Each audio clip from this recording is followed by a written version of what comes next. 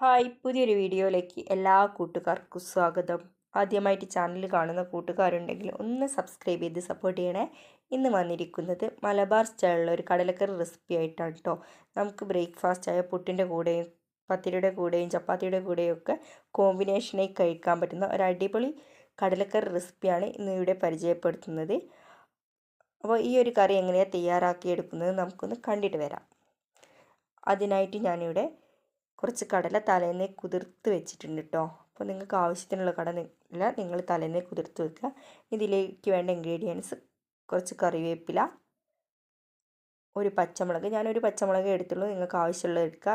ഇഞ്ചി വെളുത്തുള്ളി പേസ്റ്റ്, ഒരു തക്കാളി, ഒരു വലിയുള്ളിയൊക്കെ ചെറുതായിട്ട് കട്ട് ചെയ്ത് വെച്ചിട്ടുണ്ട് കേട്ടോ. ചെറുതായിട്ട് കട്ട് ചെയ്ത് എന്തിനാണെന്ന് വെച്ചാൽ നമുക്ക് പെട്ടെന്ന് വഴന്ന് കിട്ടാൻ വേണ്ടിയിട്ടാണ്. ഞാനൊരു കുക്കർ അടുപ്പത്ത് വെച്ചിട്ടുണ്ട്. അത് ചൂടാവുന്ന സമയത്ത് കുറച്ച് വെളിച്ചെണ്ണ ചേർത്ത് കൊടുക്കുന്നുണ്ട്. ഇനി വെളിച്ചെണ്ണ നന്നായിട്ട് ചൂടാവുന്ന സമയത്ത് നമുക്ക് ആദ്യമായിട്ട് വലിയുള്ളി ഇതിലേക്ക് ചേർത്ത് കൊടുക്കുക. അപ്പോൾ നമ്മൾ നൈസായിട്ട് കട്ട് ചെയ്തതുകൊണ്ട് നമുക്ക് വേഗം വഴന്ന് കിട്ടും. ഇനി പെട്ടെന്ന് വഴന്ന് കിട്ടാൻ നമ്മൾ കുറച്ച് പൊടിയുപ്പ് കൂടി ചേർക്കുന്നുണ്ട് കേട്ടോ. പൊടിയുപ്പ് കൂടി ചേർത്തിട്ടുണ്ടെങ്കിൽ നമുക്ക് പെട്ടെന്ന് വഴന്ന് കിട്ടുന്നതാണ്. പൊടിയുപ്പ് ചേർത്ത് നന്നായിട്ടൊന്ന് വഴറ്റിയെടുക്കാം.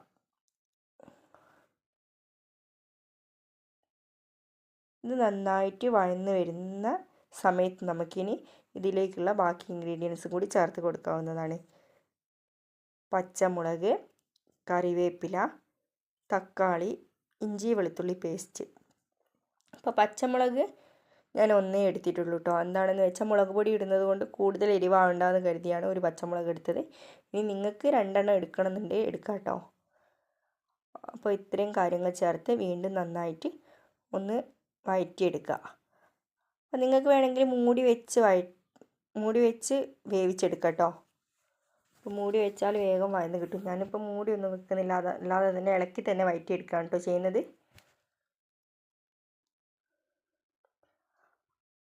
അപ്പോൾ ഇതൊക്കെ നന്നായിട്ട് വഴന്ന് വന്നിട്ടുണ്ട്. ഇനി നമുക്കിതിലേക്കുള്ള ആവശ്യത്തിനുള്ള പൊടികൾ ചേർത്ത് കൊടുക്കാം.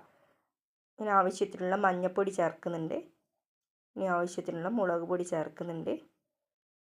ഇനി ചേർക്കുന്നത് മല്ലിപ്പൊടിയാണ് കേട്ടോ. അപ്പോൾ കടലക്കറി ആയതുകൊണ്ട് തന്നെ നമുക്ക് ടേസ്റ്റ് കിട്ടാനായിട്ട് കുറച്ച് മല്ലിപ്പൊടി കൂടുതലായി ചേർക്കുന്നുണ്ട് കേട്ടോ. അപ്പോൾ കൂടുതൽ എന്ന് വെച്ചാൽ അധികം കൂടുതലൊക്കെ ചേർത്തിൻ്റെ മല്ലിക്കുത്തായി കിട്ടുക വരും. ഞാൻ എൻ്റെ ഒരു പാകത്തിനാണ് കേട്ടോ എല്ലാ പൊടികളും ചേർക്കുന്നത്. അതാണ് സ്പൂണ് കണക്ക് പറയാത്തത്.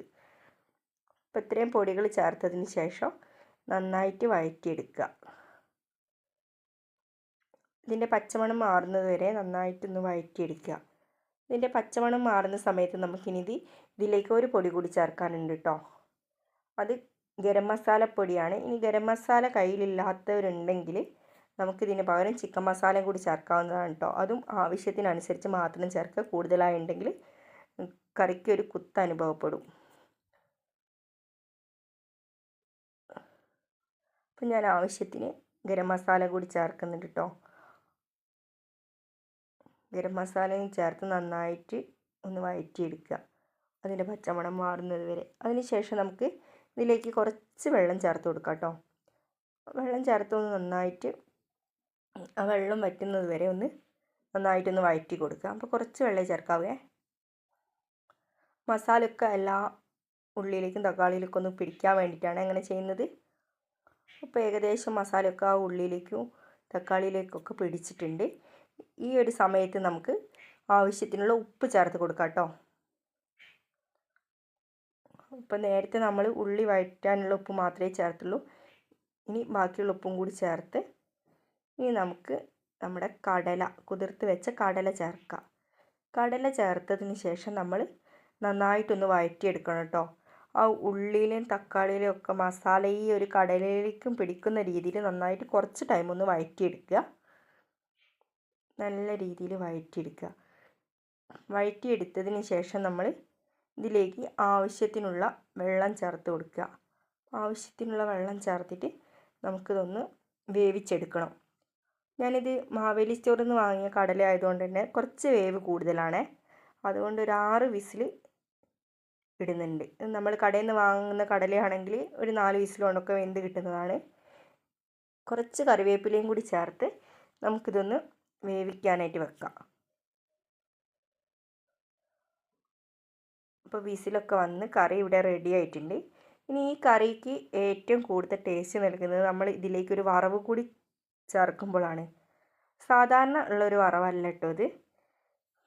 ഈ ഒരു കടലക്കറിക്ക് നമ്മൾ വറവിടുന്നത് തേങ്ങാക്കൊത്ത് കൊണ്ടാണ്. അതുകൊണ്ട് തന്നെ ഇതിന് ഒരു അടിപൊളി ടേസ്റ്റാണ് കേട്ടോ. അതെങ്ങനെയാണ് നമുക്കൊന്ന് കാണാം. അതിനായിട്ട് ചീനിച്ചട്ടി അടുപ്പത്ത് വെച്ചിട്ടുണ്ട്. അത് നന്നായി ചൂടായി വരുന്ന സമയത്ത് കുറച്ച് വെളിച്ചെണ്ണ ഒഴിച്ച്, വെളിച്ചെണ്ണ ചൂടാകുന്ന സമയത്ത് കുറച്ച് കടുക് ഇട്ടിട്ടുണ്ട് കേട്ടോ. കടുക് പൊട്ടി വരുന്ന സമയത്ത് നമുക്ക് തേങ്ങാക്കൊത്ത് ചേർക്കാവുന്നതാണ്. തേങ്ങാക്കൊത്തും അതിൻ്റെ കൂടെ കറിവേപ്പിലയും ചേർത്ത് നന്നായിട്ട് അത് കുറച്ചൊരു കളർ മാറുന്നത് വരെ, ഒരു ബ്രൗൺ കളർ ആവുന്നത് വരെ നന്നായിട്ടൊന്ന് നമ്മൾ ഇളക്കി കൊടുക്കുക. അപ്പോൾ നമ്മളെ വറവും ഇവിടെ റെഡി ആയിട്ടുണ്ട്. ഇനി നമുക്ക് കറി സെർവ് ചെയ്യാം. അപ്പോൾ ഒരു പാത്രത്തിലേക്ക് കറി നമ്മൾ സെർവ് ചെയ്യുന്നുണ്ട് കേട്ടോ. ഈ കറി കാണുമ്പോൾ തന്നെ നിങ്ങൾക്ക് അറിയാൻ പറ്റുന്നുണ്ട് നല്ല തിക്ക് ഗ്രേവിയിലുള്ള കറിയാണ്, ഒരു അടിപൊളി കറിയാണ്. അപ്പോൾ നമുക്ക് പുട്ടിൻ്റെ കൂടെയും ചപ്പാത്തിയുടെ കൂടെയൊക്കെ നല്ല കോമ്പിനേഷനായി വരുന്നൊരു കറിയാണ് കേട്ടോ. ഇനി നമുക്കിതിലേക്ക് വറവ് കൂടി ചേർത്ത് കൊടുക്കാം. അപ്പോൾ ഒരു അടിപൊളി റെസിപ്പിയാണ് കേട്ടോ. ഇത് എല്ലാവരും ഒന്ന് ട്രൈ ചെയ്ത് നോക്കുക, നല്ല ടേസ്റ്റാണ്.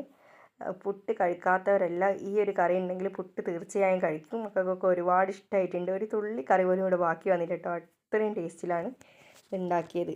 അപ്പോൾ എല്ലാവരും ഒന്ന് ട്രൈ ചെയ്ത് നോക്കുക. എൻ്റെ വീഡിയോ ഇഷ്ടമായിട്ടുണ്ടെങ്കിൽ എല്ലാവരും ലൈക്കും കമൻറ്റും സബ്സ്ക്രൈബും ചെയ്യാൻ മറക്കരുത്. ഇനിയൊരു വീഡിയോയിൽ കാണുന്നത് വരെ എല്ലാവർക്കും ബൈ.